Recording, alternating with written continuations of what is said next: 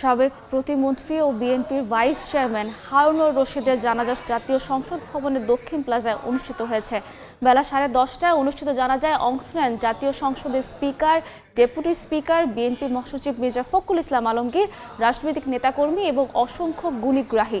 পরে মরহুমের প্রতি প্রধানমন্ত্রীর পক্ষ থেকে ফুল দিয়ে শ্রদ্ধা নিবেদন করেন তার সামরিক সচিব। বৃহস্পতিবার রাতে রাজধানীর একটি হাসপাতালে চিকিৎসাধীন অবস্থায় মারা যান হারুনুর রশিদ। ব্রাহ্মণবাড়িয়া 3 আসনের 5 বারের সংসদ সদস্য ছিলেন তিনি। শনিবার বাদ জোহর ব্রাহ্মণবাড়িয়ায় পারিবারিক কবরস্থানে তার দাফন সম্পন্ন হবে।